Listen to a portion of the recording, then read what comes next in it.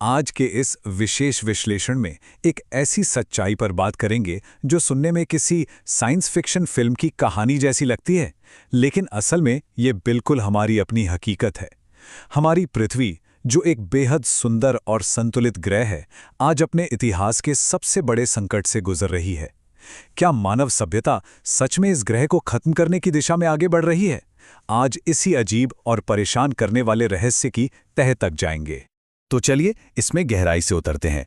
Hollywood के फिल्मों या किताबों में अक्सर दिखाया जाता है कि अंतरिक्ष से एक विशालकाय उल्कापिंड यानी एस्टेरॉयड धरती की तरफ तेजी से बढ़ रहा है और वही दुनिया के अंत का कारण बनेगा, है ना? ये बहुत ही आम सोच है, लेकिन जब हम वास्तविक आंकड़ों और तथ्यों को खंगालते हैं तो सच्चाई थोड़ी हैरान करने वाली नजर आती है। असली खतरा किसी बाहरी अंतरिक्ष से नहीं आ रहा है, बल्कि ये सीधे तौर पर खुद हमारी अपनी सभ्यता और हमारे रोजमर्रा के कामों से पैदा हो रहा है। यहाँ एक बहुत बड़ा विरोधाभास सामने आता है। जरा सोचिए, एक तरफ मानव इतिहास की सबसे उन्नत प्रजाति बन चुकी है, हमने अभूतपूर्व तरक्की की है, लेकिन दूसरी तरफ यही तेज विकास इस ग्रह के लिए सबसे बड़ा खतरा भी बन गया है। जो दिमाग और क्षमता हमें इतना आगे ले आए हैं, विडंबना देखिए कि वही आज प्राकृतिक संतुलन को बिगाड़ने का मुख्य कारण भी है। अब बात करते हैं विनाश के पहले मुख्य स्तंभ की, जलवायु संकट और इसकी विनाशकारी चेन रिएक्शन। तो सबसे अहम बात यह है कि हमारी रोजमर्रा की औद्योगिक गतिविधियां एक खतरनाक चेन रिएक्शन को जन्म दे रही हैं। इसे ऐसे समझते हैं, पहला चरण, हर साल अरबों टन कार्बन डाइऑक्साइड हवा में छोड़ी जा रही है। इस बढ़ती गर्मी से सीधा दूसरा चरण शुरू होता है, ग्लेशियरों का तेजी से पिघलना। इसके कारण तीसरा चरण आता है, जहां समुद्र का जल स्तर भयानक रूप से बढ़ने लगता है, और अंत में ये सब मिलकर चौथे चरण को जन्म देते हैं, मौसम का भयंकर असंतुलन। मतलब बस एक गलत कदम और तबाही का पूरा चक्कर शुरू हो जाता है। अब आते हैं दूसरे स्तंभ पर, इकोसिस्टम यानी पारिस्थितिकी तंत्र का पतन, जिसमें शामिल है वनों की कटाई और प्रदूषण। ये समस्या सिर्फ हवा या आसमान तक सीमित नहीं है। जमीन पर देखिए, प्राकृतिक संसाधनों के लिए जंगलों का बेतहाशा सफाया किया जा रहा है। नदियां जो कभी जीवन का स्रोत हुआ करती थीं, आज कारखानों के रसायनों से जहरीली हो चुकी हैं। इसका नतीजा क्या हो रहा है? हर दिन अनगिनत प्रजातियां हमेशा के लिए विलुप्त हो रही हैं। हमारी प्राकृतिक दुनिया को बस एक एक करके टुकड़ों में तोड़ा जा रहा है। और ये पूरी स्थिति बिल्कुल साफ तौर पर दर्शाती है कि इकोसिस्टम कोलैप्स या पारिस्थितिकी तंत्र का पतन असल में क्या है। अगर प्रदूषण और वनों की कटाई की यही रफ्तार जारी रही तो एक ऐसा समय आएगा जहां से वापस लौटना सच में नामुमकिन होगा। इसका सीधा सा मतलब है धरती के उस पूरे सिस्टम का पूरी तरह से टूट जाना जो जीवन को बनाए रखता है।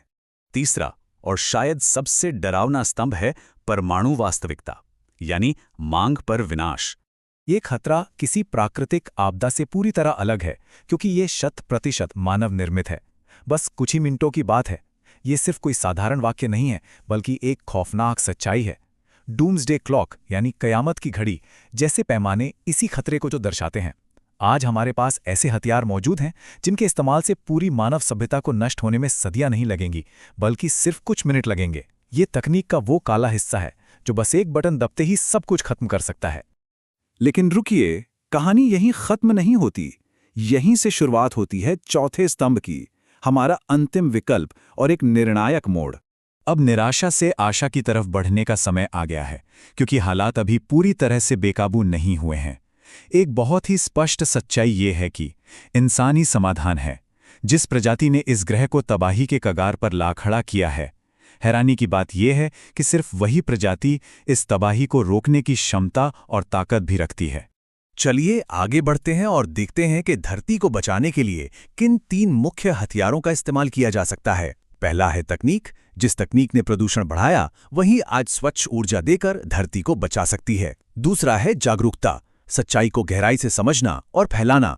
और तीसरा है एक्शन, यानी सिर्फ बातें नहीं, बल्कि जमीन पर उतरकर सचमुच में बदलाव लाने वाले ठोस कदम उठाना। हम बदलाव ला सकते हैं, बिल्कुल ला सकते हैं। जब एक साथ मिलकर एक ही दिशा में काम किया जाता है और साझी जिम्मेदारी का एहसास होता है, तो बड़े से बड़ा संकट भी टाला जा सकता है। जरूरत है तो बस अपनी सोच बदलने की और एक सही दिशा में कदम बढ़ाने की। इस गहरे विश्लेषण के अंत में सारा ध्यान एक आखिरी और सबसे जरूरी सवाल पर आकर टिक जाता है। असली सवाल ये नहीं है कि क्या पृथ्वी खत्म हो जाएगी, क्योंकि अगर ऐसा ही चलता रहा तो वो निश्चित रूप से खत्म हो जाएगी। असली सवाल ये है कि क्या हम इसे बचाने का एक सक्रिय और ठोस फैसला करेंगे।